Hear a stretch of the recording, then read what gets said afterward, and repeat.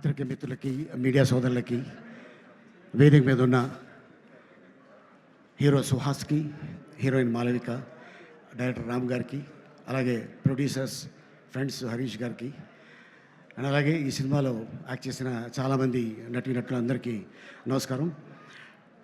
ఓ భామ అయ్యో రామ, డైరెక్టర్ గారు మా ఇంటికి వచ్చి, సార్ నా పేరు రామ్ అండి, నేను ఫస్ట్ డబ్బీ మూవీ చేస్తున్నాను, సుహాస్ గారి హీరో, మాలవిక అని హీరోయిన్, అమ్మాయి తమిళ్లో పెద్ద హిట్ కొట్టింది అని చెప్పగానే ఓకే సార్ అన్న.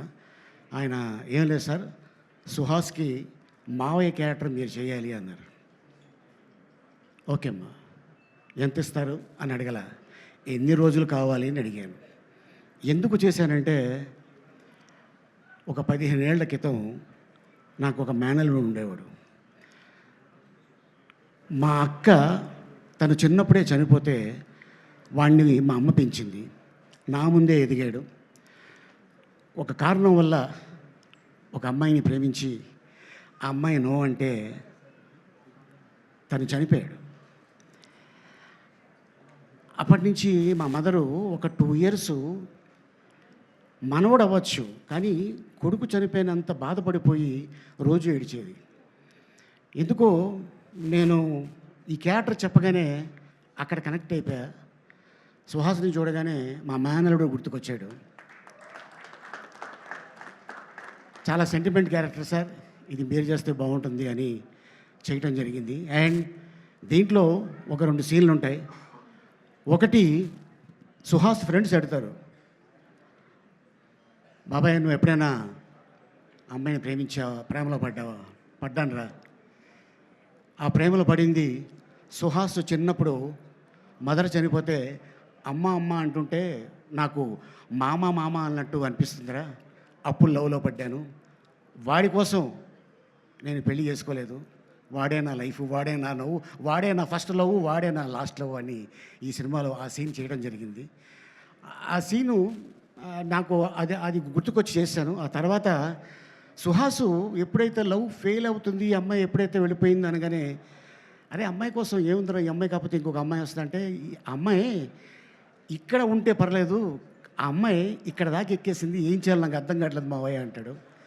ఆ సీను చేసేటప్పుడు Suhas already national award actor, అంటే కలర్ ఫోటో సినిమా చేస్తున్నప్పుడు ఎవరండి హీరో అంటే ఎవరో హీరో అని చెప్పాడంట, తను హీరో అని చెప్పుకోలేదు. ఇక మీదట ఎప్పుడు కూడా నువ్వు హీరో అయితే నువ్వే హీరో అని చెప్పు, ఎందుకంటే నీకున్న కలరు అక్కడ సూపర్ స్టార్ రజనీకాంత్ గారికి ఉంది. ఆ కలరు ప్రపంచాన్ని ఊపింది. నీ సినిమా ఇది హిట్ కొట్టిందనుకో, ఆటోమేటిక్గా నీ కలర్ ఉన్నోళ్ళు ప్రతి వాళ్ళు అయ్ ఇది బాగున్నాడే అంటుంటారా. సో ఎందుకంటే తను కూడా లవ్ మ్యారేజ్ చేసుకున్నాడు సుహాసు, అండ్ బాబా ఒక బాబు. అండ్ అలాగే మా డైరెక్టర్ కూడా మ్యారేజ్ చేసుకున్నారు, అది లవ్ మ్యారేజ్ నాకు చెప్పలేదు, వారికి కూడా ఒక చిన్న పాప. లవేనా అది. సో వీళ్ళిద్దరు కుదిరింది, అందుకోసమే ఓ భామ అయ్యో రామ ఒక సినిమా తీయటం జరిగింది.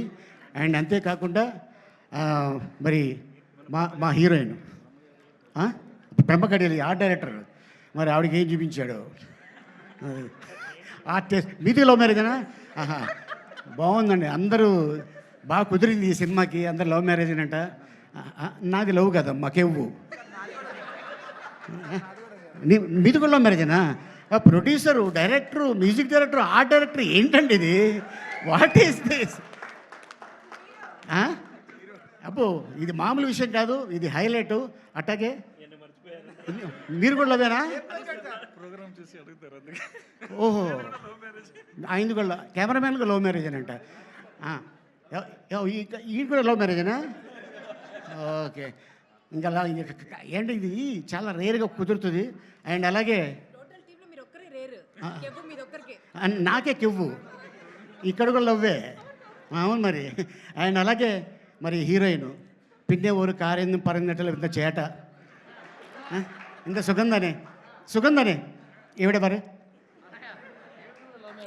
చెప్పా, ఇప్పుడే చెప్పా. నాడెవడే Malappuram, Kerala. Malappuram, Kerala.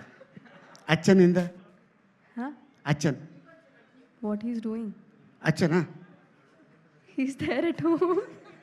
ఎత్తని వర్షമായി ഇവിടെ ಬಂದೆ in the field? 4 years. Okay.